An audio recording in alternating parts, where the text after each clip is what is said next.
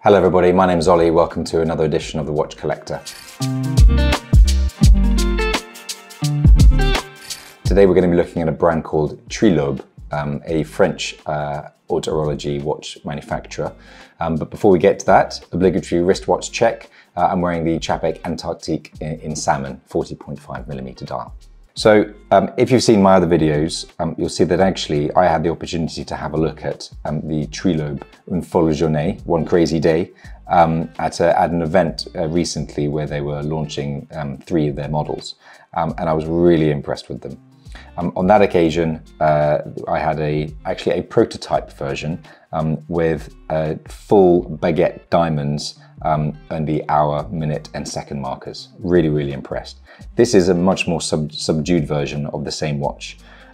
It's 40.5mm. You can also get it in 38.5 of grade 5 titanium, which is extremely difficult to work with, but has the benefit of being very light. In a, it said 40.5mm case, 50mm water resistance, which, bear in mind, this is a dress watch. It's good to know that you've got that capability should you get into sticky waters, should we say. The star of this watch is, of course, the way that they are presenting time. Now, there are plenty of watch manufacturers out there who come up with, we wanted to reinterpret how watches tell the time. In my view, this is one of those brands that has can genuinely, I should say, make that claim. And as hopefully you can see, and it's coming out on camera, the way that you have the seconds, the minutes and the hours neatly displayed in circular format is absolutely superb. On top of that, is even better, and when I met with the manufacturer, I mentioned, oh, that's interesting domed sapphire crystal, which personally I love and has been made extremely famous by MB&F. But personally, I love that 3D effect. You can really peer in behind, through into the dial to get a real sense of presence and depth. And you just want to look at it because not only you're almost looking past the time because you want to see those cogs and wheels in action. If we turn it over, I should say that the case is nicely finished. So not easy to work with grade 5 titanium with alternate brushed and satin finishes. On the back, you've got the proprietary centric X movement, all hand finished, of course, handmade, hand finished, in-house. And the dark rhodium is just really pretty.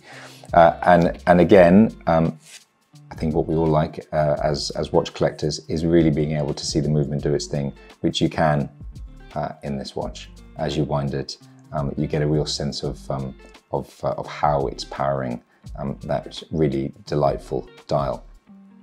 Let's throw it on the wrist, see how it wears.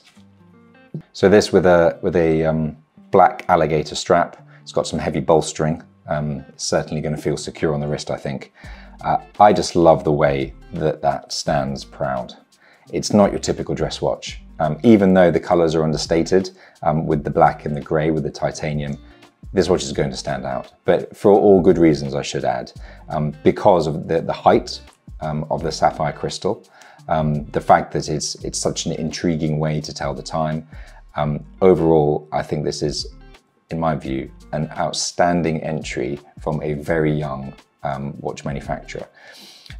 They do have other models available. This is at the higher end of the cost range, shall we say. I don't know precisely how much this is, but I do know that the one with diamonds would retail for around about 120,000, 130,000, something like that. So obviously this is going to be less than that because it hasn't got baguettes, but overall extremely impressive, really quite sexy piece, and I'm really quite taken with this. I really am. On the wrist, even at 40.5, the lugs don't really come across as particularly jutting out. They're quite nicely tapered. It feels very good on the wrist. So overall, as I said, super impressed with this. I'd love to know what you think. This is the Trilobe Une Folle Journée in grade 5 titanium. Thanks so much for watching. See you next time.